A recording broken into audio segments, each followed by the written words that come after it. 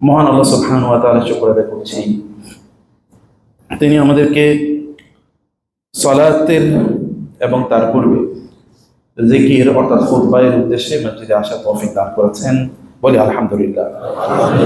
রাসূলুল্লাহ সাল্লাল্লাহু আলাইহি ওয়াসাল্লামের উপর দুরূদ এবং সালাম বর্ষিত হোক। আল্লাহুম্মা সাল্লি ওয়া সাল্লিম আলা নাবিয়িকা মুহাম্মদ, আল্লাহুম্মা সাল্লি আলাইহি, আল্লাহুম্মা বারিক আলাইহি। সূরাতুল মায়েদায় আল্লাহ সুবহানাহু ওয়া তাআলা তিনি উল্লেখ করেছেন সূরাতুল মায়েদার 54তম আয়াত, বাসায় গিয়ে আয়াতটা ভালো করে পড়বেন। আল্লাহ তাআলা বলেছেন, ইয়া আইয়ুহাল্লাযীনা আমানু, হে ঈমানদাররা। যখনই আল্লাহ বলেন কোরআনে যে ঈমানদাররা, তখন মনোযোগ দিয়ে শুনতে হবে, কারণ আল্লাহ ইজ অ্যাড্রেসিং ইউ। আল্লাহ আপনাকে বলছেন, কাফেরদেরকে বলছেন না, মুশরিকদেরকে বলছেন না, মুনাফিকদেরকে বলছেন না, সাধারণ জনতাকে বলছেন না। স্পেশাল অ্যাড্রেস ফ্রম আল্লাহ। ইয়া আইয়ুহাল্লাযীনা আমানু, দেন ফাসগাউ ইলা খিতাবিল্লাহ, then pay your utmost attention to the address of Allah. আল্লাহ কি বলছেন? মান ইয়ারতাদ্দা মিনকুম আন দীনিহি, খেয়াল করবেন, আল্লাহ ঈমানদারদেরকে বলছেন, মান ইয়ারতাদ্দা মিনকুম আন দীনিহি, তোমাদের মধ্য থেকে কেউ যদি দিন থেকে বিচ্ছুত হয়ে যায়। কাদেরকে বলছেন? কাফেরদেরকে না মুশরিকদেরকে? মুমিনদেরকে বলছেন, তোমাদের মধ্য থেকে কেউ যদি দিন থেকে বিচ্ছুত হয়ে যায়, মুরতাদ হয়ে যায়, দিন ত্যাগ করে, ফাসাউফা ইয়াতিল্লাহু বিকওমিন, তাহলে আল্লাহ তাআলা এমন একটি জাতিকে নিয়ে আসবেন তোমাদের স্থলে, যাদেরকে আল্লাহ তাআলা নিজে ভালোবাসবেন। ইউহিব্বুহুম, আল্লাহ উইল লাভ দেম ফার্স্ট। আল্লাহ তাদেরকে আগে ভালোবাসবেন। ওয়া ইউহিব্বুনা, দেন তারা আল্লাহ তাআলাকে ভালোবাসবেন। প্রথম ভালোবাসা আসবে কার থেকে? আল্লাহ থেকে। আল্লাহ উইল লাভ দেম, এবং আল্লাহ সুবহানাহু ওয়া তাআলাকে তারপর তারা ভালোবাসবে। তাদের বৈশিষ্ট্য কি? এক নম্বর বৈশিষ্ট্যটি যে আল্লাহ তাআলা, তোমরা ঈমানের দাবি যারা করছো, মসজিদ কোথায় করতে? মসজিদ তো জায়গা পাওয়া যায় না। ঢাকা শহর বা আপনি যদি বড় শহরগুলোতে দেখেন, তাইলে মসজিদে জায়গা হয় না, রাস্তায় গিয়ে লোক দাঁড়ায়। কিন্তু আপনি ঈমানের ঝলক কয়জনের অন্তরে আছে, এটা তো আল্লাহ তাআলা ভালো জানেন। যিনি অন্তরে মালিক, তিনি জানেন ঈমান কার কতটুকু। আল্লাহ যাদেরকে বলছেন তারা কারা? এরা হচ্ছে সাহাবায়ে কেরামদেরকে সামনে রেখে আল্লাহ সুবহানাহু ওয়া তাআলা কথা বলছেন। আমাদের মতো না, যারা এই পৃথিবীর শ্রেষ্ঠতম মানুষ, এদের চেয়ে উত্তম মানুষ এই পৃথিবী কোনোদিন দেখেও নাই, দেখবেও না। এবং আল্লাহ তাআলা তার রাসূলকে যদি অন্য কোনো মুজিজা না দিয়ে কেবল সাহাবীদেরকে দিতেন, তাইলে আর কোনো কিছু হতো না। আবার বলছি, আপনারা যারা বিভিন্ন প্রতিষ্ঠান চালান বা পরিবার চালান, পরিবারের বড় আপনি বাবা অথবা মা, এই পরিবারের 3-4টা সদস্য, এদেরকে তো আমরা ঠিক রাখতে পারি। এর কয়জনের মধ্যে দিনদারি আছে? অনেক বড় দিনদার লোক, কিন্তু তার পরিবারের সদস্যরা দিন প্র্যাকটিস করে না। এরকম আছে কিনা? আছে। অথবা আমরা প্রতিষ্ঠান চালাই 10-15, 1-2 জন, 5 জন, 10 জন, 15 জন, 20 জন লোক, তার মধ্যেই অধিকাংশের মধ্যে দিন নাই সত্যিকার অর্থে। কিন্তু রাসূল সাল্লাল্লাহু আলাইহি ওয়াসাল্লামের সাথে 1-200 লোক না, 1-2 হাজার। এবং এদের ব্যাপারে আল্লাহ তাআলা বলছেন, রাদিয়াল্লাহু আনহুম ওয়া রাদু আন। সূরাতুল ফাতিহ, যেটাকে বিজয়ের সূরা বলা হয়, সূরাতুল ফাতিহ, এই সূরাটিও ভাষায় গিয়ে পড়বেন, সূরার প্রেক্ষাপট পড়বেন অনুগ্রহ করে। এবং দেখেন 1400 সাহাবী রাসূল সাল্লাল্লাহু আলাইহি ওয়াসাল্লাম কোথায় গেলেন? মক্কায় হজ করার জন্য। কারণ আল্লাহ তাআলা তার রাসূলকে স্বপ্নে দেখিয়েছেন যে তিনি হজ করছেন, আর নবী রাসূলদের স্বপ্ন যেহেতু ওহির অংশ, সে কারণে তিনি হজ করতে গেলেন 1400 সাহাবীদেরকে নিয়ে। তিনি বললেন যে আমি স্বপ্নে দেখেছি আমি বাইতুল্লাহ জিয়ারত করছি। It indicates that he is commanded by Allah. Allah তাকে নির্দেশ দিয়েছেন। আল্লাহ যখন তাকে নির্দেশ দিয়েছেন, তখন রাস্তা তো আল্লাহই পরিষ্কার করে দেবেন। আল্লাহ নির্দেশ দিয়েছেন, তার রাসূল কাজটি করছেন। ওয়ামান আসদাকু মিনাল্লাহি কিলা, আস-সাদিকুল আমিন। এক আস-সাদিক থেকে আরেক আস-সাদিক বলছেন। আসদাকু, আল্লাহ সুবহানাহু ওয়া তাআলা সবচেয়ে আল-আসদাক, সবচেয়ে সত্যবাদী। আরেক সত্যবাদী এ কথা বলছেন, এক সত্যবাদীর তথ্য আরেক সত্যবাদী জানিয়ে দিচ্ছেন। অথবা এখানে মিথ্যার শব্দের লেশ মাত্র নয়। আর সাহাবায়ে কেরামরা এমন একটা অবস্থা, রাসূলুল্লাহ সাল্লাল্লাহু আলাইহি ওয়াসাল্লাম 1400 কে নিয়ে বাইরে হলেন মদিনা থেকে, কিন্তু তিনি বুঝতে পারলেন যে কাফেররা যখন, মুশরিকরা, কুরাইশরা যখন জানলো 1400 লোক নিয়ে তিনি মক্কায় আসছেন, এর মধ্যে কিন্তু 3টি যুদ্ধ হয়েছে, 3টি যুদ্ধে প্রায় তার পরাজিত। এখন তাদের শক্তি সামর্থ্য প্রায় ওই লেভেলের নাই, এই 1400 লোককে মোকাবেলা করার মতো সামর্থ্য তাদের নাই। অর্থাৎ তারা ভাবছে হজের সিজনে সেশনে সময়ে তারা মক্কার উদ্দেশ্যে রওনা দিয়েছেন, এই সময় তাদেরকে বাধাও দেওয়া যাবে না। আবার যদি তাদেরকে ছেড়ে দেওয়া হতো তো পরাজিত, তোমাদের বিরুদ্ধে যুদ্ধ করলাম তোমাদেরকে শেষ করে দেওয়ার জন্য, আর তোমরা আমাদের দেশে এসে নির্বিঘ্নে হজ করে যাও, এটা কেন হয়? এদিকে হয় নাকি? অসম্ভব। একটা শাখের করাতে পড়েছে কুরাইশরা, কাফেররা। তারা কি করবে বুঝতে পারছিল না। রাসূলুল্লাহ সাল্লাল্লাহু আলাইহি ওয়াসাল্লাম তিনি একটা জায়গায় এসে, আমি সব জায়গার নাম বলছি না লম্বা না করার জন্য, একটা জায়গায় এসে তিনি বুঝলেন যে কাফেররা তাকে আসতে দেবে না। এবং এর মধ্যে খালিদ ইবনে ওয়ালিদ তখন ইসলাম গ্রহণ করেন। খালিদ ইবনে ওয়ালিদ প্রায় 100 লোকের তাদেরকে মুখ ঢেকে নিয়ে রাসূল সাল্লাল্লাহু আলাইহি ওয়াসাল্লামকে আক্রমণ করার জন্য পথিমধ্যে বাধা দেওয়ার জন্য চেষ্টা করলেন। রাসূল সাল্লাল্লাহু আলাইহি ওয়াসাল্লাম তাদের অনেককে ধরে ফেললেন এবং ধরার পর তার মুখ ঢেকে এসেছিল যেন তাদেরকে কেউ না চিনতে পারে। কারণ হজের সিজনে যেহেতু আল্লাহ তাআলা বলেছেন 4টি নিষিদ্ধ মাস আছে। কয়টা নিষিদ্ধ মাস? জিল কাদা, জিল হজ এবং মুহররম, 3টা পরপর, আর হলো কি রজব। এই যে মানে 4টি মাস নিষিদ্ধ মাস, এই মাসে তো যুদ্ধ বিগ্রহ করা যায় না। লা তাজলিমু ফীহিন্না আনফুসাকুম, আল্লাহ তাআলা বলেছেন কুল কিতালুন ফীহি কাবীর, এখানে যুদ্ধ করা অনেক বড় অপরাধ, করা যায় না। এটা জাহিলি যুগ থেকে লোকেরা এটা প্র্যাকটিস করে। এই সময় তিনি সফর করছেন, তাকে তো বাধা দেওয়া যায় না। এই কারণে ওরা মুখ ঢেকে এসে যেন তাদেরকে চেনা না যায়। কারণ আরব দেশে মরুভূমি অবশ্য থাকে, ডাকাতরা থাকে, ডাকাত। কিন্তু রাসূল তো বুঝতে পেরেছেন ওরা কারা, তাদেরকে ধরে নিয়ে এসে তাদের মুখ খুলে ফেললেন। মুখ খুলে ফেলার পর দেখে গেলে এগুলি সব কি কুরাইশদের লোক, অতএব তারা এক্সপোজড, যারা অপরাধী। এরা তখন নিন্দিত লজ্জিত অবস্থায় তারা ফিরে গেল মক্কায়। রাসূল কিচ্ছু বলেন, তাদেরকে ছেড়ে দিয়েছেন, কিছু বলেন নাই। এটা কিন্তু একটা টার্নিং পয়েন্ট খালিদ ইবনে ওয়ালিদের ইসলাম গ্রহণের জন্য, এটা বিশাল টার্নিং পয়েন্ট। রাসূল বুঝতে পেরেছেন যে না, ওরা তো এমনিতে নির্বিঘ্নে মক্কায় ঢুকতে দেবে না। তখন তিনি এমন একটা রাস্তা নিলেন যে রাস্তাটি খুবই কণ্টকাকীর্ণ। আরব দেশে আপনারা যারা গিয়েছেন মক্কা থেকে মদিনায় দেখেছেন যে পুরো মানে মরুভূমি জুড়ে এখানে পাথর ভর্তি। সব জায়গার পাথর কিন্তু একরকম না, মসৃণ না। কিছু কিছু জায়গায় পাথর তলোয়ারের মতো চিকন এবং ধারালো, ওখানে পা লাগলে আপনার পা কেটে যাবে। এইরকম পাথরের একটা রাস্তা দিয়ে তিনি হুদায়বিয়া নামক জায়গায় গিয়ে থামলেন, যেটি হারাম এর খুবই কাছাকাছি। হারাম মানে তো একটা বিশাল একটা এরিয়া, এর বাইরের অঞ্চলটাকে বলা হিল। এই হারামের সবচেয়ে কাছাকাছি একটি জায়গা হুদায়বিয়া, এখানে গিয়ে তিনি থামলেন। এবং এরপর রাসূলের আল কাসওয়া, রাসূলের ওটার নাম কি? কাসওয়া। আপনার গাড়ির নাম কি? Mercedes Benz. রাসূলেরটার নাম কি? এটা জানেন না? কিছু জানতে হবে তো। এটাই তো রাসূলের প্রতি প্রেম, ভালোবাসা। এশকে রাসূল কি আসলে? একদল লোক এশকে রাসূল বলে তারা লাফায়, আসলে রাসূলের ভালোবাসা বলতে তারা বুঝেই না। You have to know the name of the transport of the prophet Qaswa. এটা যদি তিনি প্রচন্ড ভালোবাসতেন। কাসওয়া যায় আর সামনে আগাচ্ছে, তখন সাহাবায়ে কেরাম বললেন এটা কি হলো, সামনে যাচ্ছে না কেন? বলে খবরদার, হাবাসাহু মান হাবাসা আল ফিল। ইনি এই কাসওয়াকে তিনি থামিয়ে দিয়েছেন যিনি হাতিকে থামিয়ে দিয়েছিলেন। কোন হাতিকে? হ্যাঁ, ওই আসহাবুল ফিল, ওই ফিল কে যিনি থামিয়ে দিয়েছেন তিনি এটাকে থামিয়ে দিয়েছেন। আল্লাহর কসম, আজকে ওরা আমার কাছে যেই মন্দ থেকেই মুক্তি পাওয়ার জন্য প্রস্তাব করে আমি তাই মেনে নেব। যেই অনিষ্ট থেকে, যে খারাপ কি থেকে, ক্ষতি থেকে ওরা মুক্তি চাইবে আমার কাছে, আমি তাই আজকে মেনে নেব। রাসূল এটা অলরেডি বলে দিলেন। এরপরে তিনি এখানে থামলেন। কাফেররা একজন দুইজন করে লোক পাঠাচ্ছে রাসূলের কাছে যে তিনি যেন এবার মক্কায় প্রবেশ না করে, কারণ যুদ্ধ তো করা যাচ্ছে না।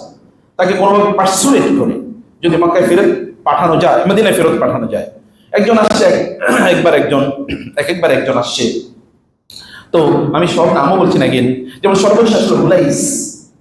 হুলাইস হচ্ছে মক্কার বাইরের সবচেয়ে বড় বেদুইন গোত্রের প্রধান তিনি, এবং তিনি ছিলেন আবার একটু মানে তৎকালে হিন্দুদের মধ্যে দিনদার আছে না, ধার্মিক আছে না, খ্রিস্টানদের মধ্যে ধার্মিক আছে না, আছে তো। সব ধার্মিক তো আর মুসলমানদের মধ্যে না, ওদের ধর্মে তারা খুব ভালোবাসে। যেমন গরুর মুখ খায়, এটা কি এমনি খেতে পারবেন নাকি আপনি? গরুর পায়খানা খায়, এটা কি আপনি এমনি খেতে পারবেন? পারবেন না, তোরা তো ভালোবেসে খায় তারা। অতএব এটার একটা ভালোবাসা তারা আছে।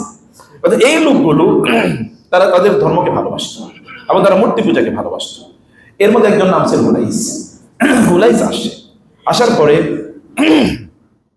হুলাইস রাসূল সর্বশেষ হুলাইস এসে, তারপরে আরো একজন এসে। হুলাইসকে যখন রাসূল দেখলেন তখন রাসূল জানতেন যে ওকে খুবই মানে সে খুব ধর্মপ্রবণ বা সে তার ধর্মকে ভালোবাসে।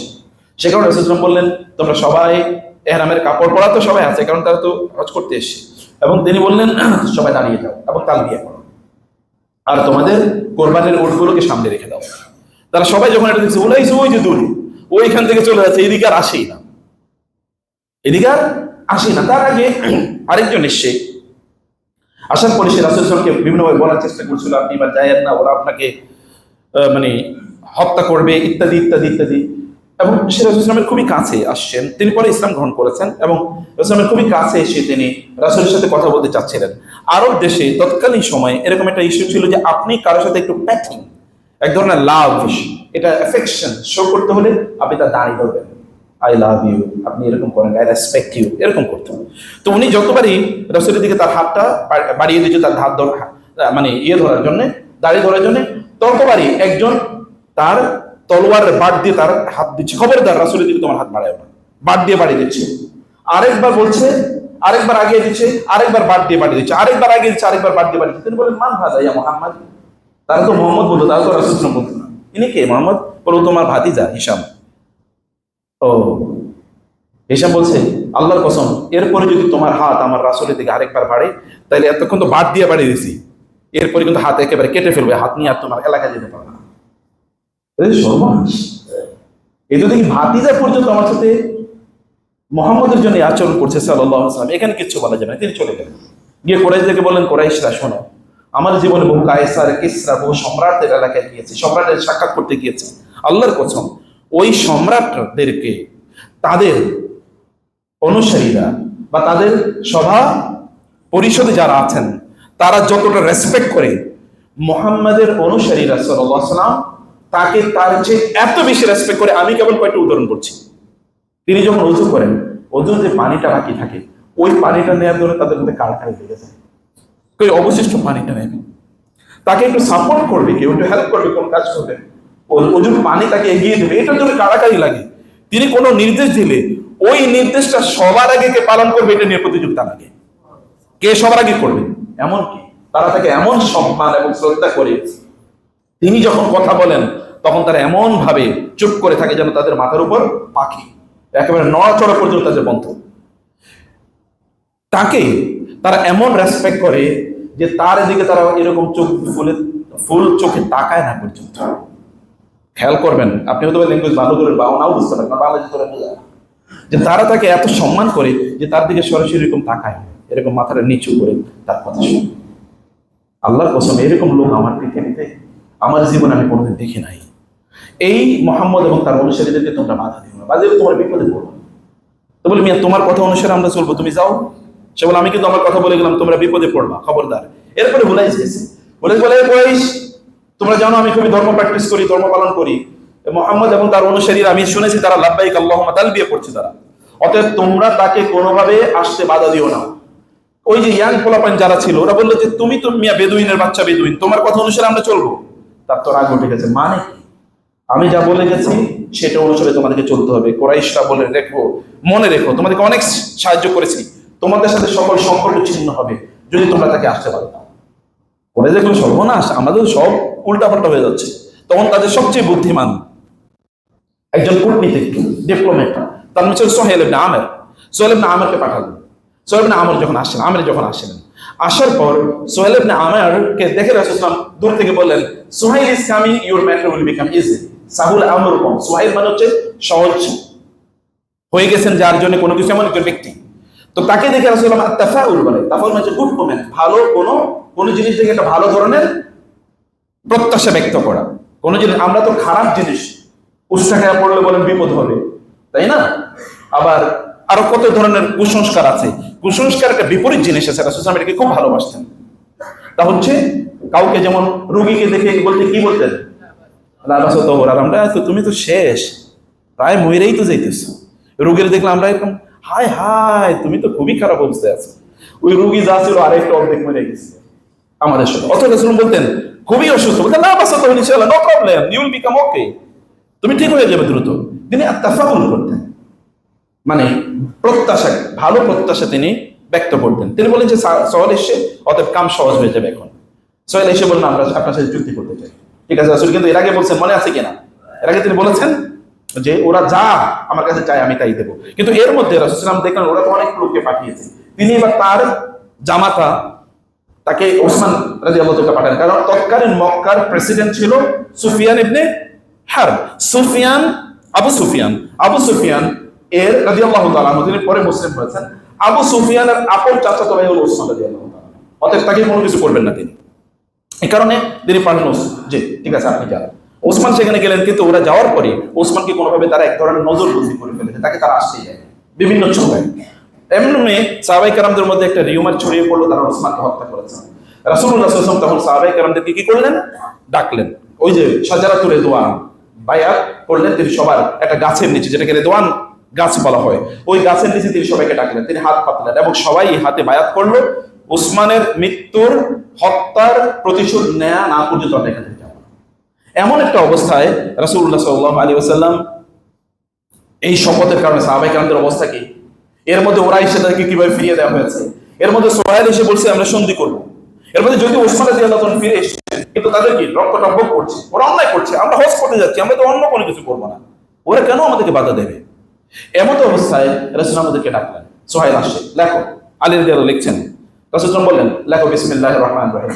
সোহাইল প্রথমে বলতেছেন দেব না, বিসমিল্লাহির রহমানির রহিম লেখা যাবে না, কি লিখতে হবে, বিসমিকা আল্লাহুম্মা।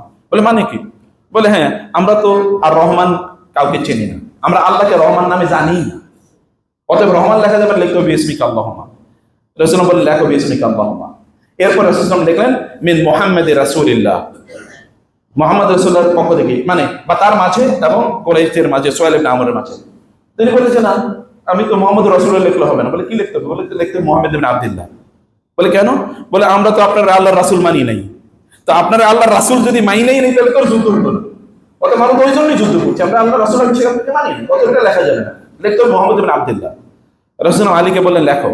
আলী বললেন না অসম্ভব, আমরা তো যুদ্ধ করতেছি রাসূলুল্লাহ মানি না, ওরা যখন রাসূলুল্লাহ মানে না দেখে যুদ্ধ করছে, আমরা তো মেনে যুদ্ধ করেছি, অতএব এটা ছাড় দেওয়া যাবে না।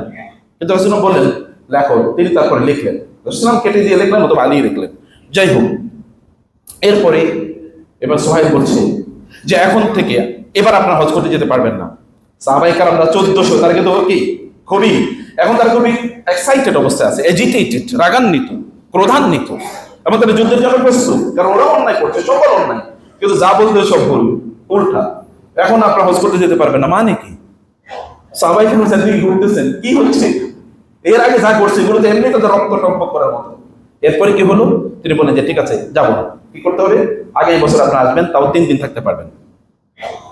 বলে না সোহাইল আমাদেরকে একটু যেতে দাও, আমরা তো যুদ্ধ করতে এসেছি। বলে না আর কোনো কথা চলবে না, আমি যা বলছি তাই হবে।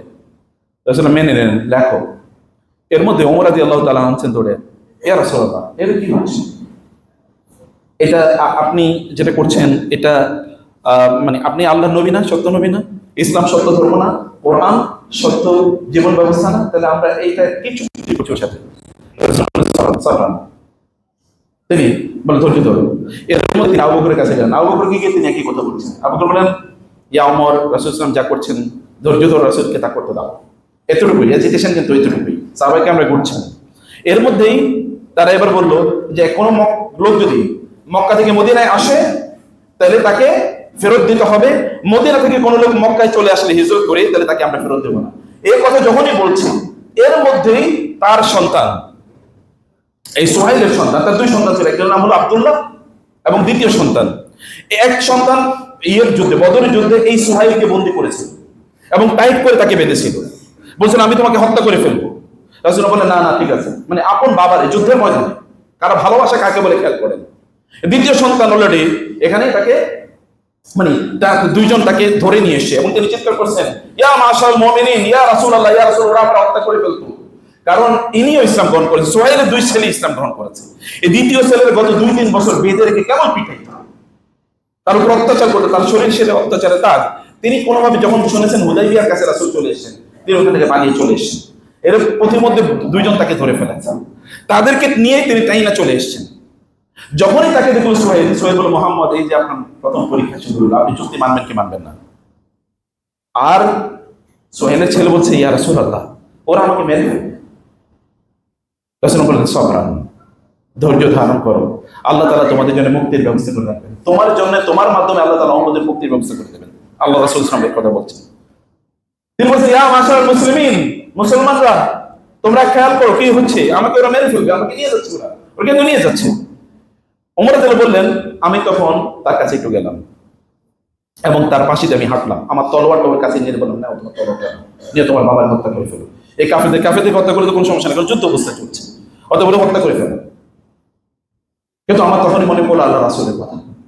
রাসূল যে বলছেন ধৈর্য ধারণ করো, তার সামনে মুসলমানদের 1400 মুসলমানের সামনে একজন লোকের টেনে নিয়ে যাচ্ছে মুসলমানকে, তার উপর ওরা জুলুম করবে, অত্যাচার করবে, তাকে হত্যা করবে, এরকম একটা অবস্থায় নিয়ে যাচ্ছে। সাহাবায়ে কেরামরা কিন্তু ওইখানে তারা দেখছেন হচ্ছে কি। এরপরে শেষ সোহেল চলে যাচ্ছে, রাসূল বললেন, তোমরা সবাই, যেহেতু আমরা এবার হজ করতে যেতে পারছি না, অতএব সবাই তোমরা কি করো, তোমাদের পশুগুলো কোরবানি করো। হজের আপনি জানেন কাজগুলো, পশু কোরবানি করতে হবে, তারপরে কি চুল মুন্ডন করতে হবে। তোমরা পশু কোরবানি করো, তারপরে চুল মুন্ডন করো।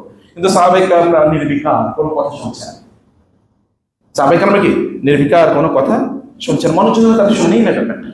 রাসূল একটু চিন্তিত হলেন, তিনি তার স্ত্রীর ঘরে উম্মে সালামার ঘরে গেলেন। উম্মে সালামা রাদিয়াল্লাহু তাআলা দেখলেন, কি ব্যাপার রাসূল, আপনাকে একটু মালি আরাকা হাজিনা, আপনাকে একটু চিন্তিত দেখছি। তিনি বলেন, ঘটনা এরকম ঘটে। তিনি বলেন, একটা কোনো টেনশন করে কিছু নেই, আপনি যান, আপনার পশু আগে জবাই করেন, এরপরে মাথা মুন্ডন করেন, তারপরে জবাই হবে। দেখেন কি করেন। তিনি গিয়ে তাই করলেন। সাহাবায়ে কেরাম 1400 সাহাবী, এবার তারা তাদের মাথাও মুন্ডন, তাদের পশুগুলো জবাই করলেন, মাথাও মুন্ডন করলেন তারা। এবং রাসূলুল্লাহ এখানে কাজ শেষ, তিনি বলে চলে এবার আমরা মদিনার উদ্দেশ্যে রওনা দিই। মদিনার উদ্দেশ্যে রওনা দিয়েছেন। পথিমধ্যে নাযিল হয়েছে কোন সূরা? সূরাতুল ফাত। ইন্না ফাতাহনা লাকা ফাতহাম মুবিনা লিয়াগফিরাল্লাহু লাকা মা তাকাদ্দামা মিন যামবিকা ওয়া মা তাআখার ওয়া লিইউতিম্মা নি'মাতাহু আলাইকা ওয়া ইয়াহদিয়াকা সিরাতাম মুস্তাকিমা ওয়া ইয়ানসুরাকাল্লাহু নাসরান আজিজা। এই সূরা নাযিল হয়েছে। আমি ওই আলোচনা করতে, এটা বিস্তর আলোচনা, ভূমিকা এতটুকুই বললাম, এটা কিন্তু কমপক্ষে কয়েক ঘন্টার আলোচনা। আপনি দেখেন তো পৃথিবীতে এমন কোন সম্প্রদায় আপনি খুঁজে পাবেন যেই সম্প্রদায়ের 1400 লোক না 14 জন লোকই এইরকম একটা সিচুয়েশন, একটা লোক বিদ্রোহ করলো না, একটা লোক বললো না যে আমি আপনার কথা মানি না, চলতে হবে না, স্লোগান দেবে না, মানি না, মানবো না, হতে পারে না কোনোভাবে। একজন ব্যক্তিও কি এরকম কথা বলেছে? এর মধ্যে একজন কি মোরতাদ হয়ে গেছে, বলেছে না আল্লাহ রাসূল আমাদেরকে মিথ্যা কথা বলেছে? তিনি তো বলেছেন আমরা হজ করতে আসবো, তাহলে তিনি তো আমাদেরকে কথা ঠিক বলেন নাই, আমরা তো যেতে পারলাম না। একজনও বলেছে? একজন বলে না। এই 1400 লোক, এই যে আপনার সফেদ জামা কাপড় পরা 1400 লোকের মধ্যে কেবল ওমর রাদিয়াল্লাহু তাআলা একবার এসে কেবল এতটুকু বলেন, ইয়া রাসূলুল্লাহ আপনি কি সত্য নবী নন? এটা কি সত্য না? এটা কি সত্য না? তাহলে কি যুদ্ধ, এটা কেমন যুদ্ধ হচ্ছে? এতটুকু সেটা কথা। আপনি দেখেন তো কোন একটা দেশে, কোন একটা সমাজে, কোন একটা আপনার পরিবারের 3 জন লোক আছে, আপনার সন্তান দেখে বলেন, আপনারা একটু বড় হয়ে গেছে, আপনি তাদেরকে ওদের মতের বিরুদ্ধে একটা কথা বলে দেখেন তো চলে কিনা, আপনার কথা অনুসারে চলে কিনা? এই যে সাহাবায়ে কেরামদের তৈরি, এই যে মানুষ তৈরি, এই মানুষগুলো রাসূলুল্লাহ সাল্লাল্লাহু আলাইহি ওয়াসাল্লামের জন্য শ্রেষ্ঠতম মুজিজা। এর উপর আর কোনো মুজিজা হতে পারে না, এতটুকু তার জন্য যথেষ্ট ছিল। রাসূলুল্লাহ সাল্লাল্লাহু আলাইহি ওয়াসাল্লামকে তারা কেমন ভালোবাসতেন, রাসূলুল্লাহ সাল্লাল্লাহু আলাইহি ওয়াসাল্লামকে তারা কেমন ভাবে শ্রদ্ধা করতেন, রাসূলুল্লাহ সাল্লাল্লাহু আলাইহি ওয়াসাল্লামকে। সম্মানিত ভাইরা, আল্লাহ তাআলা তাদেরকে কথা বলছেন, ইয়া আইয়ুহাল্লাযীনা আমানু মান ইয়ারতাদ মিনকুম আন দীনিহি, তোমাদের মধ্য থেকে কেউ যদি মুরতাদ হয়ে যায়, তাহলে আল্লাহ তাআলা ফাসাউফা ইয়াতিল্লাহু বিকাউমিন, আল্লাহ তাআলা এমন একটা জাতির উত্থান ঘটাবেন, ইউহিব্বুহুম ওয়া ইউহিব্বুনা, যারা আল্লাহকে ভালোবাসবে এবং তারা আল্লাহকে ভালোবাসবে। আল্লাহ তাদেরকে ভালোবাসবেন এবং তারা আল্লাহকে ভালোবাসবে। এটা 1 নম্বর কাজে গুণ। এবং 2 নম্বর কি? আজিল্লাতিন আলাল মুমিনিন, তারা মুমিনদের ব্যাপারে খুবই কোমল, তারা মুমিনদের সাথে সুন্দর করে কথা বলে, উত্তম আচরণ করে। আপনারা যখন ব্যবসা বাণিজ্য করেন, আপনাদের এলাকায় তো ধরেন অমুসলিম প্রচুর পরিমাণ আছে, আপনি যখন ব্যবসা করেন তখন কার দোকান থেকে কিনতে চান? যে দোকানে একটু কম পাবেন, কিন্তু আপনার মুসলিম ভাই অথবা দ্বীনি ভাই, ওই দ্বীনি ভাইয়ের দোকান থেকে 1 টাকা বেশি হবে, এই কারণে তাকে অ্যাভয়েড করেন, তার দিকে তাকানো না, চোখও দেন না। অথচ দ্বীনি ভাইয়ের দোকান থেকে কিনলে আপনার সম্পদগুলো আপনাদের মাধ্যমে অবর্তিত হতো, আপনার নিজেরাই সম্পদের মালিক হতেন, আপনার এই ভাই উপকৃত হলে উনি উপকৃত হবেন। কিন্তু আপনি কাকে টাকা দিচ্ছেন, কাকে সম্পদ দিচ্ছেন? গোটা পৃথিবী দিকে তাকান, কোথায় আছে? ইহুদিরা কেন গোটা পৃথিবী নিয়ন্ত্রণ করছে আপনারা বুঝেন না? এটা ইহুদিরা যেখানে আছে, ওরা ওই যে সব শেয়ারের এক রা, এরকম বাংলায় বলে না, ওরা যেখানে আছে ওরা সব ওদের সাথে সারা কাজ হচ্ছে, ব্যবসা করবে না, সব টাকা ওদের সম্পদ ওদের মাঝে আবর্তিত হবে। আর আমরা মুসলমানরা এটা গাই গরুর মতো আরেকজনের মানে দহনের কারণ আমরা হয়ে যাচ্ছি। আমরা নিজের মধ্যে কোনো ব্যবসা বাণিজ্য নাই। মুসলিম দেশগুলো নিজের মধ্যে ব্যবসা বাণিজ্য যদি করতো, মুসলিম দেশগুলো তারা একটা ইউনাইটেড নেশন যদি তারা তৈরি করতো, তাহলে পৃথিবীতে মুসলমানদের দিকে তাকানোর মতো ক্ষমতা আছে নাকি? গোটা পৃথিবী বন্ধ হয়ে যেতে পারে। এই যে পাশের একটা দেশ আরবরা তেল না দিলে ওরা 3 দিন পর ওরা না খেয়ে মারা যাবে, গরুর প্রতি খেতে হবে। 3 দিন সর্বোচ্চ চলতে পারে একটা দেশ, তারপরে দেউলে হয়ে যাবে। তারপরে মুসলমান গত পরশু প্রায় 300-র উপর মুসলমান স্থাপনা করেছে। সম্মানিত ভাই, আজিল্লাহ আর মুমিনিন, মুমিনদেরকে তার পরম ভালোবাসে। আইজ্জাতিন আল্লাহ কাফেরদের উপর তার খুবই কঠোর, কাফেরদেরকে তার কোনো ছাড় দেয় না। এবং এটা তাদের 4 নম্বর গুণ। 5 নম্বর তাদের গুণ কি? তারা হচ্ছে ইউজাহিদুনা ফি সাবিলিল্লাহ, আল্লাহর রাস্তায় যুদ্ধ করে। ওয়ালা ইয়াখাফুনা লাওমাতা লাইম, কে তাদেরকে কি বললো তাদের কিছু যায় আসে না। আপনি হক বললেন, কারো গায়ে লাগলো এবং সে আপনার গালিগালাজ করলো, তাতে কিছুই যায় আসে না। আল্লাহ সুবহানাহু ওয়া তাআলা কিভাবে নিচ্ছেন জিনিসটি, সেটি হচ্ছে আপনার মাথায় আছে, সেটি আপনি দেখছেন। সম্মানিত ভাইরা, আল্লাহ সুবহানাহু ওয়া তাআলা আপনাকে ভালোবাসেন, এটা যেহেতু কোরআনের প্রথম কথা। আল্লাহ যে আপনাকে ভালোবাসেন, এটা আসলে আপনি কিভাবে বুঝবেন যে আল্লাহ তাআলা আপনাকে ভালোবাসেন কিনা? এটা কিভাবে বুঝবেন? এর মধ্যে 1 নম্বরে আল্লাহ তাআলা আপনাকে ভালোবাসেন, এটা অসম্ভব কোনো কিছু না। আচ্ছা, আপনাকে আল্লাহ ভালোবাসেন, এটাকে আপনি কেমন দেখতে পারেন? আচ্ছা, বাংলাদেশের কোনো খুবই বড় ধনী একজন ব্যক্তি, তিনি বলেন ওই লোকটার আমি ভালোবাসি, টেলিভিশনে বিজ্ঞাপন দিয়ে বললেন, পত্রিকায় বিজ্ঞাপন দিয়ে বললেন, অথবা ধরেন কোন একটা মজলিসে এসে বলেন এই লোকটার আমি ভালোবাসি, কেমন লাগবে বলেন তো? আপনি তখন বলবেন আচ্ছা ঠিক আছে, আসেন আপনার সাথে একটা ছবি রাখি এবং এটাকে আমি একেবারে সোনা দিয়ে বাদাই করে রাখি। দেখেন না, রাজনৈতিক লোকেরা তারা অমুকের সাথে একটু পাতি নেতার সাথে ছবি আছে, এটাও বাদাই করে রাখে। একজন খুবই প্রভাবশালী কোনো মানুষ আপনাকে ভালোবাসে, এতটুকু যদি আপনি স্মৃতি হিসেবে ধারণ করেন, আল্লাহ আপনাকে ভালোবাসবেন, এটা কেমন কথা হতে পারে? আল্লাহ সুবহানাহু কে? তিনি মালিকুল মুলক, তিনি সবকিছুর মালিক, এই মহারাজত্বের তিনি মালিক। লিল্লাহি মুলকুস সামাওয়াতি ওয়াল আরদ, আসমান এবং জমিনের মালিক, এই দুনিয়ার মালিক, তিনি আখিরাতের মালিক। মালিক ইয়াউমিদ্দিন, তিনি আখিরাতের মালিক, কোনো কিছু তার মালিকানার বাইরে নাই। সেই মহান আল্লাহ সুবহানাহু ওয়া তাআলা মালাকুতাস সামাওয়াতি ওয়াল আরদ, সেই মহান আল্লাহ সুবহানাহু ওয়া তাআলা আপনাকে ভালোবাসবেন। আল্লাহ সুবহানাহু ওয়া তাআলা এমন যদি খুবই ধনী ব্যক্তি, প্রভাবশালী কোন ব্যক্তি আপনাকে ভালোবাসবেন, এটা কেমন বিষয় আপনার জন্য হতে পারে? আর আল্লাহ সুবহানাহু ওয়া তাআলা আপনাকে ভালোবাসবেন, এটা কেমন হতে পারে? ভাই বোন, আল্লাহ আপনাকে ভালোবাসেন, এটা 1 নম্বর প্রমাণ হলো আল্লাহ তাআলা দুনিয়ার ভেতরে ডুবে যাওয়া থেকে আল্লাহ আপনাকে রক্ষা করছেন। ভালো করে খেয়াল করেন বিষয়টা। ভাই আপনি কেমন আছেন? আলহামদুলিল্লাহ, খুব ভালো আছি। মানে কি? ব্যবসা বাণিজ্য ভালো চলছে, চাকরি বাকরি ভালো চলতেছে, বাড়ি গাড়ি আছে, এটাই তো আপনি আলহামদুলিল্লাহ ভালো আছেন নাকি? আপনি কি তখন আল্লাহর নেয়ামতের কথা চিন্তা করেন না? আলহামদুলিল্লাহ, আমি ইসলামের উপর আছি, আমি দিন প্র্যাকটিস করছি, আমি একটা দিনই এনভায়রনমেন্টে আছি, আমি একটা দিনই ভাই বোনদের সাথে উঠা বসা করি, এটা তো আপনার মাথায়ও নাই। এবং আপনি এটা জিজ্ঞেস করেন না। আপনি যখনই জিজ্ঞেস করেন ভাই কেমন আছেন, তখন মানে আপনার চাকরিটা কেমন চলছে, ব্যবসা কেমন চলছে, এগুলো আপনার মাথায় তখন আছে। কিন্তু আপনি দেখেন ভালো আছি মানে কি? ভালো আছি এটা সালফে সালেহ সাহাবায়ে কেরাম কোরআন এবং সুন্নাহর দৃষ্টিভঙ্গি কি? কোরআন এবং সুন্নাহর দৃষ্টিভঙ্গি কি? আল্লাহ সুবহানাহু ওয়া তাআলা আপনাকে ভালোবাসেন মানে দুনিয়া দারি থেকে আল্লাহ তাআলা আপনাকে রক্ষা করছেন। রাসূলুল্লাহ সাল্লাল্লাহু আলাইহি ওয়াসাল্লাম সে কথা বলেছেন, ইন্নাল্লাহা লা ইয়াহমি আবদাহু আল মুমিনা মিনাদ দুনিয়া ওয়া ইউহিব্বুহু। আল্লাহ যদি কোনো বান্দাকে ভালোবাসেন, তখন দুনিয়া থেকে তাকে আল্লাহ তাআলা রক্ষা করেন, দুনিয়ার ভেতরে ঢুকে যাওয়া থেকে তাকে রক্ষা করেন। কামা তাহইউ মাউনা মারিদাকুম আত-তাআমু ওয়াশ-শারাবা তাখাফুনা আলাইহি, যেমনি ভাবে তোমরা তোমাদের মধ্যকার কোন রোগী ব্যক্তিকে বিভিন্ন ধরনের খাবার দাও না, এগুলো থেকে তাকে দূরে রাখো। সে যা খাইতে মনে চায়, ডায়াবেটিক্স রোগী প্রচুর পরিমাণ মিষ্টি খাইতে চাইবে, আপনি তাকে মিষ্টি দেবেন না, আপনি তাকে ভালোবাসেন না। ভালোবেসে এটা মানে এটা বলবেন না যে তুমি তো আমার প্রচন্ড ঘৃণা করে এই কারণে মিষ্টি দিচ্ছ না। যার হাই ব্লাড প্রেশার থাকে আপনি নিশ্চয়ই অথবা ধরেন খুব বেশি ধরনের গরুর গোশত বা অন্য জিনিস দেবেন না, কারণ আপনার তার প্রেশার আরো বেড়ে যাবে। এর মানে না যে আপনি তাকে ঘৃণা করছেন, আপনি তাকে ভালোবাসেন। আল্লাহ রাসূল বলছেন, তার মানে কি আমি বলছি যে আপনি দুনিয়ার কোনো কাজ করবেন না? না, আপনাদেরকে মনে রাখতে আপনার দুনিয়ার মালিক। ইন্নী জাইলুন ফিল আরদি খলিফা, আমি দুনিয়ায় খলিফা বানাচ্ছি। খলিফা মানে দুনিয়া এরা প্রতিনিধিত্ব করবে, এটা দুনিয়ার মালিক হবে, দুনিয়াতে তারা চাষাবাদ করবে। লা ইস্তাখলিফান্নাকুম ফিল আরদি কামা ইস্তাখলাফাল্লাযিনা মিন ক্বাবলিকুম, আল্লাহ তাআলা তোমাদেরকে এই দুনিয়ার মালিক বানাবেন যেমনি ভাবে তোমাদের পূর্বপুরুষদেরকে মালিক বানিয়েছিলেন। আপনি দুনিয়ার মালিক হবেন যেমনি ওমর রাদিয়াল্লাহু আনহু হয়েছেন, আবু বকর রাদিয়াল্লাহু আনহু হয়েছেন, অথবা মুসলিম শাসকরা, দিনদার শাসকরা হয়েছেন, আপনিও তা হবেন। কিন্তু এইটা আপনার নিজের স্বার্থে কেবলমাত্র হবেন এরকম না। আপনার সম্পদের, অনেক সম্পদের মালিক, এটা কতটুকু দিনের জন্য কাজে লাগছে বলেন? কতটুকু আপনার আত্মীয় স্বজন কাজে লেগেছে? কতটুকু মুসলিম উম্মাহর জন্য কাজে লেগেছে বলেন? আপনি যে সম্পদের মালিক, মুসলিম উম্মাহর জন্য কতটুকু কাজে লেগেছে? আপনি তো মুসলিম উম্মাহর সদস্য, মুসলিম উম্মাহর জন্য কি আপনার কোনো, অথবা মুসলিম উম্মাহর জন্য আপনি আপনার মাথায় কি এটা কোনোদিন আছে যে আমি অনেক টাকা পয়সার মালিক হতে চাই, কারণ আমার অঞ্চলে আমি একটা বড় মসজিদ করতে চাই? এই মাথা কি আপনার কোনোদিন তৈরি হয়েছে? আমার অঞ্চলে আমি একটা মাদ্রাসা করতে চাই, এর কারণে আমার টাকা লাগবে। অথবা আমি দাওয়াতি কাজ করতে চাই, প্রচুর পরিমাণ দ্বীনি বই, আমি যেই সকল মানে বইগুলো মানুষের কাছে বিতরণ করা দরকার, সালফে সাহায্যের বইগুলো আমি মানুষের কাছে বিতরণ করার জন্য আমার কাছে ফান্ড লাগবে। কবে করেছেন আরবরা? কিন্তু আরবের আপনি বহু দোষ বলতে পারেন, হাজার হাজার কোটি টাকার বই তারা ফ্রি মানুষকে দিয়ে দিয়েছে। হাজার হাজার হাজার হাজার বিলিয়ন বিলিয়ন না ট্রিলিয়ন ডলারের বই তারা মানুষকে উন্মুক্ত করে দিয়েছে, যেগুলো আপনি কিনতে দেউলিয়া হয়ে যেতেন। তো আপনি কয়টা করেছেন বলেন? আপনি দিনের জন্য কি করেছেন? মসজিদে 5 টাকা দিতে গেলেই তো আপনি কয়েন খোঁজেন। 10 টাকার নোট না থাকলে আপনি টাকা দেন না। ভাঙতি নাই, ভাঙতি নাই মানে কি? কয় টাকার ভাঙতি নাই? কত টাকা ভাঙতি নাই? 10 টাকা নাই, এটা হলো ভাঙতি।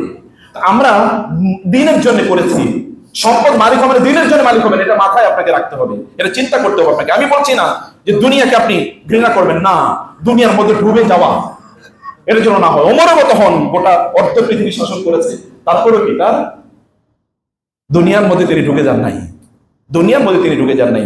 দুনিয়াদার হওয়াকে আপনি অনেক সৌভাগ্য, তিনি খুবই মানে খুবই সৌভাগ্যবান। আলহামদুলিল্লাহ, অনেক সৌভাগ্যবান আমি, কারণ আমার অনেক টাকা পয়সা আছে। কিন্তু এই টাকা পয়সা কেবল আপনার স্বার্থবাদী, আত্মকেন্দ্রিক, কেবল নিজের জন্য আপনি কাজে লাগাচ্ছেন। এটা এই জাতীয় দুনিয়াদার হওয়া থেকে আল্লাহ তাআলা যেন আমাদেরকে রক্ষা করে।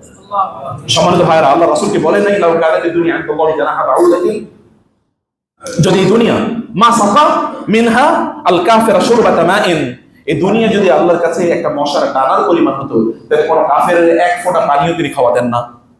এই দুনিয়ার সবচেয়ে বেশি প্রভাবশালী, সবচেয়ে সম্পদের মালিক তো কাফের। ওয়ালা তামুদ্দান্না ইলা মা মাত্তা'না বিহি আজওয়াজাম মিনহুম যাহরাতাল হায়াতিদ দুনিয়া লিনাফতিনাহুম ফি, ওদেরকে আমি অনেক সম্পদ দিয়েছি। আল্লাহ তার রাসূলকে বলছেন ওয়ালা তামুদ্দান্না, সাদ্দাওয়ালা নুন আছে, অবশ্যই অবশ্যই আপনার তাকানো উচিতই হবে না ওদের দিকে যাদেরকে আমি দুনিয়ার সম্পদ, প্রভাব, প্রতিপত্তি, প্রাচুর্য দিয়েছি। লিনাফতিনাহুম ফি, আমি এর মাধ্যমে ওদেরকে ফিতনায় ফেলতে চাই। ইন্নামা ফিতনা ফাহদারুহু, ওদেরকে তোমরা ভয় করো, এগুলো তোমাদের জন্য ফিতনা, এগুলো তোমাদেরকে বিপদে ফেলবে। সম্মানিত ভাইরা, অতএব দুনিয়া আপনি কেন লক্ষ্য, কোন উদ্দেশ্যে আপনি এই দুনিয়া অর্জন করছেন? দুনিয়া থেকে আল্লাহ আপনাকে দূরে রেখেছেন, তার মানে আপনাকে দিনদারি করার জন্য অনেক সুযোগ আল্লাহ তাআলা করে দিয়েছেন। দুনিয়া যখন আপনার বাড়বে, তখন এনগেজমেন্ট বাড়বে, তখন মসজিদের প্রথম কাজে আপনি থাকবেন না, তখন আর মসজিদে, তখন আর রাতে তাহাজ্জুদের নামাজ আপনি করতে পারবেন না, কারণ আপনি তখন দীর্ঘ রাত পর্যন্ত আপনি দুনিয়া নিয়ে ব্যস্ত থাকবেন। আপনার যখন মিটিং মিছিলে দোয়াতেই হতে পারে, তখন তো থাকতে হবে, তখন আপনি দিনই জ্ঞান অর্জন করার সুযোগ পাবেন না, আপনি কোরআন তেলাওয়াতের সুযোগ পাবেন না। ফলে আল্লাহ তাআলা আপনাকে রক্ষা করেছেন এই দুনিয়ার বিভিন্ন ধরনের এঙ্গেজমেন্ট থেকে। তার মানে হচ্ছে আল্লাহ সুবহানাহু ওয়া তাআলা আপনাকে ভালোবাসেন। দুই নম্বর হচ্ছে আল্লাহ তাআলা আপনাকে এমন ভাবে, আপনার জন্য আল্লাহর নিজস্ব একটা প্ল্যান আছে, ম্যানেজমেন্ট আছে। আল্লাহ আপনাকে কি করছেন? তিনি তৈরি করছেন। যেমনি আল্লাহ সুবহানাহু ওয়া তাআলা মুসা আলাইহিস সালামের জন্ম হয়েছে, ফেরাউন সিদ্ধান্ত দিয়েছে যত বনী ইসরায়েল যত ছেলে হবে সবাইকে হত্যা করা হবে। মুসার মায়ের কাছে আল্লাহ তাআলা ওহী পাঠালেন, তোমার সন্তানকে বক্সের মধ্যে ভরে তারপরে সমুদ্রে নিক্ষেপ করো। মা কি করেছেন? কি করেছেন? আমার সন্তান এর বক্সে বইরা সমুদ্রে ফেলে দেবো মানে কি? নাকি তিনি সত্যি বক্সে বলেছেন, সমুদ্রে নিক্ষেপ করেছেন, এবং তার মেয়েকে বলেছেন যাও দেখো তো ভাইটা কই যায়। ছোট বোন দেখছে ভাই কই যায়, গিয়ে দেখা গেল যার ভয়ে তাকে সমুদ্রে নিক্ষেপ করেছে তার ঘরে গিয়ে তিনি উঠেছেন, এবং ওই ঘরে এবার তিনি রাজপুত্রের মতো করে তিনি বড় হয়ে উঠছেন। আল্লাহর প্ল্যানটা বুঝতে হবে ভাই, this is the plan of Allah. এটা আল্লাহ সুবহানাহু ওয়া তাআলার প্ল্যান। আল্লাহ সুবহানাহু ওয়া তাআলা এই প্ল্যানে আল্লাহ আপনাকে বড় করতে চান, এবং সেটা আপনাকে অবশ্যই অবশ্যই বুঝতে হবে। আল্লাহ সুবহানাহু আল্লাহর একনিষ্ঠভাবে এই কাজ থেকে আল্লাহ আপনাকে দূরে রেখেছেন। বহু লোক ওই চাকরিটা পেলে আমার জীবন শেষ হয়ে যেত, এখন তিনি বলছেন, কিন্তু তখন বলছেন আহারে চাকরিটা পাইলে আমার জীবনটা কত উন্নত হতো, ওই ব্যবসাটা করলে আমার জীবনটা উন্নত হতো। পরে বলছেন না, ওটা না পেয়ে ভালো হয়েছে। আপনি জানেন না, আপনি পরে বুঝতে পারেন এটি।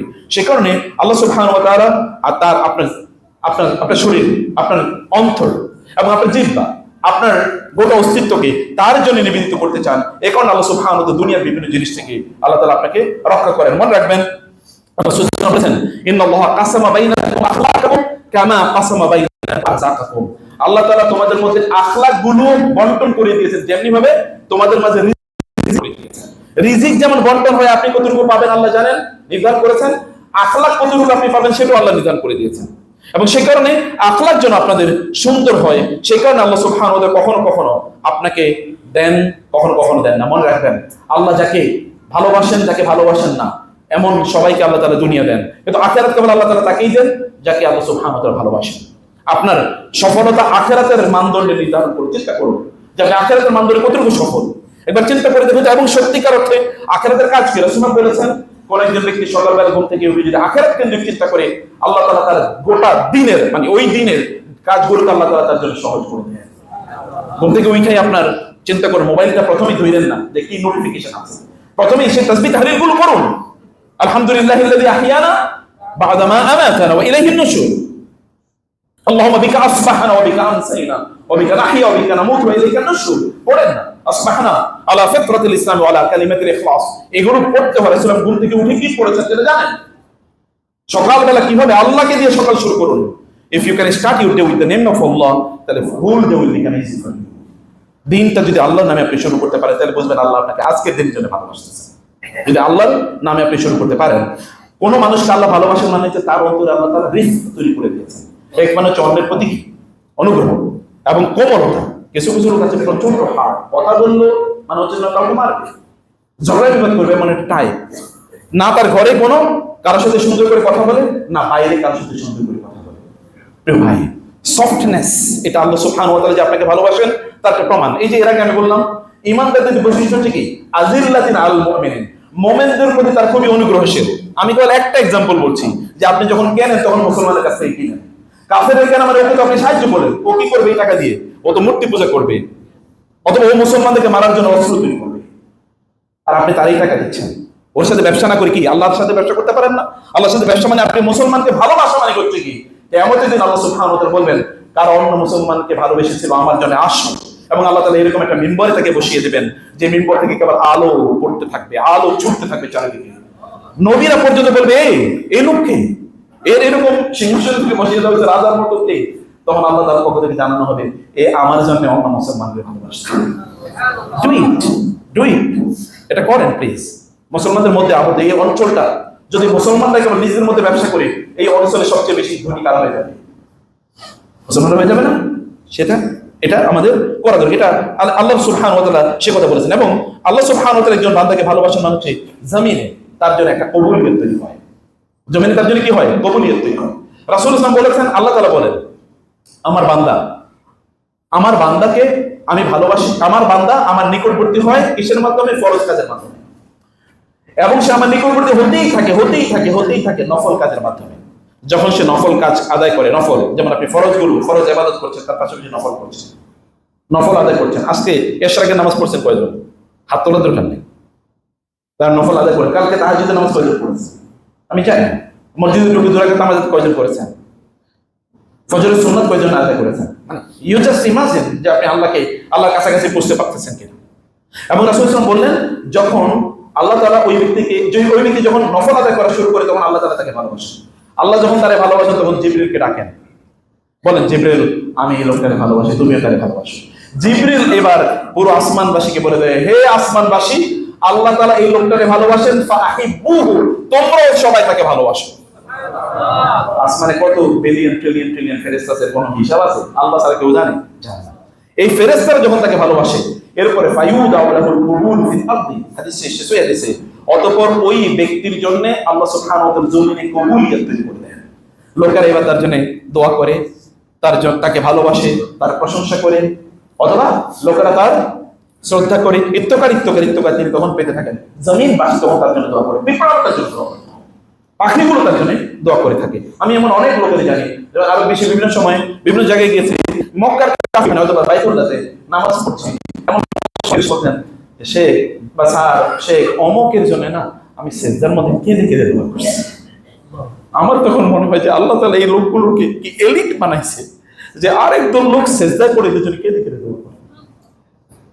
আবার এমন লোক আছে সেজদায় পড়ে ওদের জন্য বদদোয়া করে, আল্লাহ ওদের ধ্বংস করে দিবে না, এরকম আচ্ছা। আল্লাহ রাসূল সাল্লাল্লাহু আলাইহি ওয়াসাল্লাম বলেছেন, যখন আল্লাহ তাআলা কাউকে ভালোবাসেন, তখন আল্লাহ সুবহানাহু বলেন, আমি তার হাত হয়ে যাই, যে হাত দিয়ে সে ধরে। কথাটা বুঝেন না? এটা সহিহ হাদিস, তো বানোয়াট কোনো বক্তব্য না, হাদিসে করছি এবং সহিহ বুখারী বর্ণনা। আল্লাহ বলছেন, আমি তখন তার হাত হয়ে যাই, যে হাত দিয়ে সে ধরে। হাত দিয়ে ধরা মানে কি? তখন সে হারাম কোনো জিনিস ধরবে না, হারাম কোনো পণ্য ধরবে না, হারাম কোনো জিনিসের দিকে হাত বাড়াবে না, এই হাত দিয়ে কোনো ক্ষতি করবে না, হাত কোনো ক্ষতি এর দিকে আগাবে না। তখন আল্লাহ ওইদিকে আগাইলে, যেমন রাসূল সাল্লাল্লাহু আলাইহি ওয়াসাল্লাম বলেছেন, মানে রাসূল সাল্লাল্লাহু আলাইহি ওয়াসাল্লামের ব্যাপারে এরকম ছোটবেলাকার গল্প হালিমা সাদিয়া এবং অন্যরা বলছেন যে ছোটবেলায় তিনি একবার এমন হয়েছিল যে কোন একটা জায়গায় ঘর নির্মাণ বা ইত্যাদি কিছু হবে বা কোন খেলাধুলা এরকম কিছু, তো আরবের ছোট বাচ্চারা, আমি গ্রাম অঞ্চলে দেখেছি, ছোট বাচ্চারা লুঙ্গি কি করতো, এই গলার সাথে এরকম পেঁচিয়ে তারপরে ওরা খেলতো। এর মধ্যে কিন্তু নিচে কিছুই নেই, পুরা সদর গান, বুঝতে পারছেন? তিনি বলেন যে আরবের লোক বাচ্চাগুলো এরকম করতো, ইজারটাকে এরকম গলার সাথে বাইদা করতো। আমি একবার ইজারটাকে তুলতে গেলাম, হঠাৎ করে মনে হলো কিছু আমাকে ধাক্কা দিচ্ছে, ধাক্কা দেওয়ার পরে আমি পড়ে গেলাম। আমি আর হুশ ফিরে, আমার হুশ নাই, কিছুক্ষণ পরে আমি দেখলাম যে না, আমি মানে আমার কাপড় চোপড় সব ঠিক আছে। আল্লাহ সুবহানাহু ওয়া তাআলা ছোটবেলা থেকে তাকে রক্ষা করেছেন। আপনি বলেন এটা কেমন কথা? হ্যাঁ, এই যে ঈসা আলাইহিস সালামকে ছোটবেলা, যে মুসা আলাইহিস সালামকে ছোটবেলা থেকে রক্ষা করেছেন আল্লাহ তাআলা এরকম করেন। হিমায়াতুল্লাহ, আল্লাহ তাআলা এইভাবে রক্ষা করেন যাকে আল্লাহ তাআলা বড় করবেন। সম্মানিত ভাই, আমি যে কথা বলছিলাম যে তখন তার হাত, আল্লাহ বলে আমি তার হাত হয়ে যাই, আমি তার চোখ হয়ে যাই, সব দিয়ে সে দেখে। তখন আর আপনি ইউটিউবে হারাম কন্টেন্ট দেখবেন না, তখন আর ফেসবুকে মহিলাদের উলঙ্গ ছবি দেখবেন না। যদি আল্লাহ আপনাকে, তাহলে আপনি জাস্ট দেখেন, মিলে দেখেন আল্লাহ সুবহানাহু ওয়া তাআলা ভালোবাসা আপনার প্রতি আছে কিনা। এবং রাসূল সাল্লাল্লাহু আলাইহি ওয়াসাল্লাম বলেন, আল্লাহ তাআলা বলেন আমি তার কান হয়ে যাই যে কান দিয়ে সে শুনে। তখন যে কান দিয়ে তেলাওয়াত শুনে, জিকির শুনে, এবং সেই গান বাদ্য হারাম কথা এগুলো থেকে তখন সে বিরত থাকে। আপনার বাসায় অথবা আপনার অফিসে আলোচনা করেন কি কেবল, অথবা বিভিন্ন মানুষের গীবত, এগুলো ছাড়া কি আছে? আপনি যদি প্রতিদিন একজন করে লোকের গীবত করেন, তাহলে বছরে কয়জন? 365। আপনি তো 10 বছর বেঁচে থাকেন, তাহলে কতজন? 3650 জন। আর যদি 20 বছর বেঁচে থাকেন, 50 বছর বেঁচে থাকেন, আচ্ছা কিয়ামতের দিন 50 বছরের এরকম ধরেন, তারা 50,000 লোক লাইন করে দাঁড়ায় আছে, কি ব্যাপার বলো না? তারা বলবে আল্লাহ এই লোক আমাদের বিরুদ্ধে গীবত করছে, অতএব তার সওয়াব আমাদেরকে দিয়ে দাও। তখন হবে কি কিয়ামতের দিন? কি হবে সেটা? আর এগুলো কি এমনি যাবে নাকি? নো, এমনি যাবে না, এমনি যাবে না। এটার জন্য অবশ্যই আপনাকে, অতএব আল্লাহ তাআলা বলছেন আমি তার কান রক্ষা করি। কোথাও যদি আপনি গীবত শুনেন, সেখান থেকে উঠে যেতে হবে আপনাকে। আল্লাহ সুবহানাহু ওয়া তাআলা বলেছেন যখন তোমরা শুনবে তখন তোমরা সেখানে কি করবে? সেখানে তোমরা বসবে না। ফালা তাকউদু মাআহুম হাত্তা ইয়াখুদু ফি হাদিসিন গায়রিহি। রাসূলুল্লাহ এই কথা বলেন নাই যে ইসলামের সৌন্দর্য হচ্ছে অপ্রয়োজনীয় কথা এবং কাজ থেকে দূরে থাকা? কেন আপনি সেটা করবেন? আপনাকে আল্লাহ রাসূল বলেছেন, আল্লাহ তাআলা বলেন আমি তার জিহ্বা হয়ে যাই, তার মুখ হয়ে, যে মুখ দিয়ে সে কথা বলে। আল্লাহ আপনার জিহ্বা কি আছে বলেন? আপনি জিহ্বা দিয়ে আজকে কয়বার আল্লাহ জিকির করেছেন? জিহ্বার কি হিসাব হবে না? কথার কি হিসাব হবে না? মা ইয়ালফিযু মিন কাওলিন ইল্লা লাদাইহি রাকিবুন আতীদ। প্রত্যেকটা বর্ণ, প্রত্যেকটা শব্দকে ফেরেশতারা লিখে রাখেন না? রাসূল সাল্লাল্লাহু আলাইহি ওয়াসাল্লাম কি বলেন না সহিহ বুখারীর হাদিস, যে কোন বান্দা কোন একটা কথা বলে, এই কথাতে আল্লাহ এত অসন্তুষ্ট হন যে জাহান্নামের এত দূরে ওই কথার কারণে তাকে নিক্ষেপ করেন যতটা দূরত্ব আছে আসমান এবং জমিনের মাঝে। এবং এরপরে ও কি আমল করে আল্লাহ তাকান না, আল্লাহ তাকান না আপনি কি কথা বলছেন। কথা ইম্পর্টেন্ট, আপনাকে বুঝে দেবেন আপনার জিহ্বা দিয়ে কি বের হয়। রাসূল সাল্লাল্লাহু আলাইহি ওয়াসাল্লাম সারাদিন তিনি জিকির করতেন, এমনকি তিনি ঘুমিয়ে থাকার সময় জিকির করতেন। আপনারা কি করেন বলেন তো? ঘুমানোর সময় অধিকাংশ লোকই তো মোবাইল টিপে নাকি? এটা কি ভুল নাকি শুদ্ধ কথা? সহি কথা তো। কোরআন হাদিসের মানে জায়গায় আপনি নাই। রাসূল সাল্লাল্লাহু আলাইহি ওয়াসাল্লাম ঘুমানোর সময় তিনি কি করতেন বলেন তো? তিনি জিকির করতেন। তিনি কি 100 আয়াত কোরআন তেলাওয়াত না করে কোনোদিন ঘুমাইছেন? তিনি সূরাতুল মুলক না পড়ে ঘুমাইছেন? তিনি সূরাতুল সাজদা না পড়ে ঘুমিয়েছেন? ঘুমান নাই তো। তিনি সুবহানাল্লাহ আলহামদুলিল্লাহ আল্লাহু আকবার 100 বার না পড়ে ঘুমিয়েছেন? না পড়ে ঘুমিয়েছেন? তিনি সূরাতুল বাকারার শেষের 2 আয়াত না পড়ে ঘুমিয়েছেন কখনো? Never it happened. যুদ্ধের ময়দানে তিনি আল্লাহ জিকির করেছেন, যুদ্ধের ময়দানে তিনি আল্লাহ জিকির করেছেন। বদরের যুদ্ধ সংগঠিত হবে, যুদ্ধ চলছে, ওমর আবু বকর রাদিয়াল্লাহু আনহু দৌড়ে আসেন। কতক্ষণ পর পরে তিনি রাসূলকে যে দেখেন তিনি কি করছেন, এ দেখলেন তিনি সিজদায় লুটিয়ে পড়ছেন, কাঁদছেন, সিজদায় লুটিয়ে পড়ছেন, বলছেন ইয়া হাইয়ু ইয়া কাইয়ুম, ইয়া হাইয়ু ইয়া কাইয়ুম, ইয়া হাইয়ু ইয়া কাইয়ুম। সিজদায় যুদ্ধ চলছে, তিনি সিজদায় লুটিয়ে পড়ছেন ইয়া হাইয়ু ইয়া কাইয়ুম। বারবার আবু বকর আমি যতবারই গেছি রাসূলকে দেখার জন্য তার কোন ক্ষতি হচ্ছে কিনা ততবারই দেখি সিজদায় লুটিয়ে পড়ে তিনি বলছেন ইয়া হাইয়ু ইয়া কাইয়ুম, ইয়া হাইয়ু ইয়া কাইয়ুম। যুদ্ধের ময়দানে কেবল অস্ত্র দিয়ে যুদ্ধ করা যায় না, সবচেয়ে বড় শত্রু হলো শয়তান। ওকে দূর করতে হলে তো আপনাকে আল্লাহ জিকির করা লাগবে। ওয়ালা ইয়াজালু লিসানুকা রাতাবান মিন যিকরিল্লাহ কিয়ামু কুউদু আলা জুনুবিহিম ওয়ালা জুনুবিকুম ওয়ালা জুনুবিহিম। তারা দাঁড়িয়ে বসে এবং তাদের শোয়া অবস্থায় তারা আল্লাহ জিকির করে। প্রিয় ভাইয়া, আমি অনেক লম্বা আলোচনা, আমি শর্ট করে 1 মিনিট 2 মিনিটের মধ্যে যে কথাটি আপনাকে সামারাইজ করতে চাই। আল্লাহ সুবহানাহু ওয়া তাআলা আপনাকে ভালোবাসেন।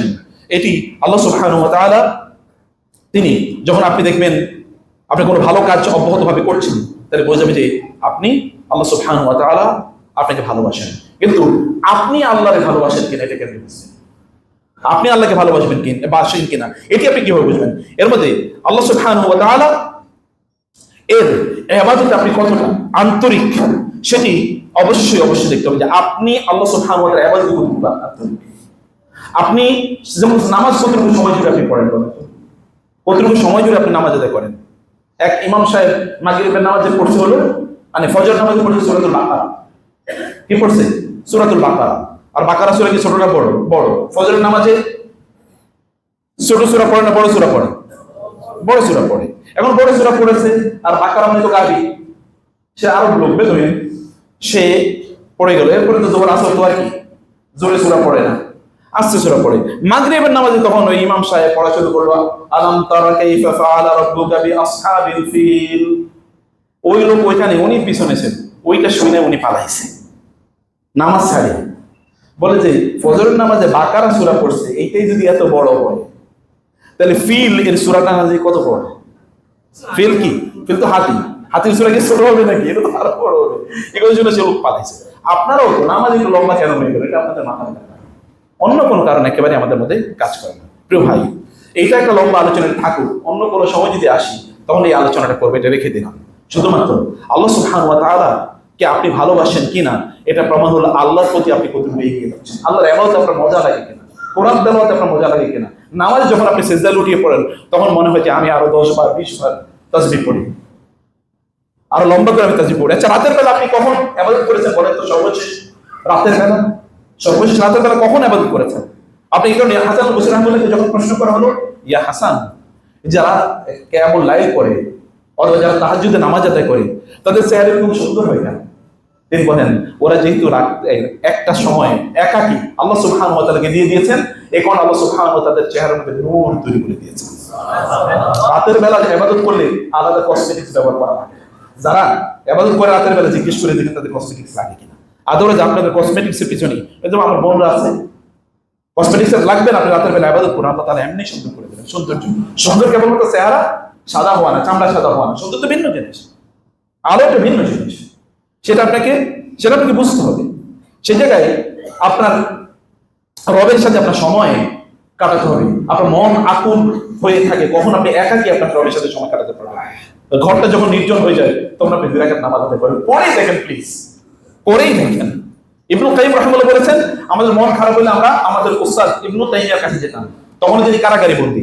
কারাগারে যাওয়ার পর যখন দেখতাম ওনার চেহারাটা হাস্যোজ্জ্বল, জিজ্ঞেস করলাম ইয়া শেখ, এত উজ্জ্বল চেহারা, আপনি এত হাসি খুশি? বলে হাসি খুশি হবে না, আমি তো এখন দুনিয়ার সকল ধরনের জটিলতা থেকে মুক্ত হয়ে এই কারাগারে কেবল আমার রবের সাথে এক্সট্রা সময় কাটাতে পারতেছি।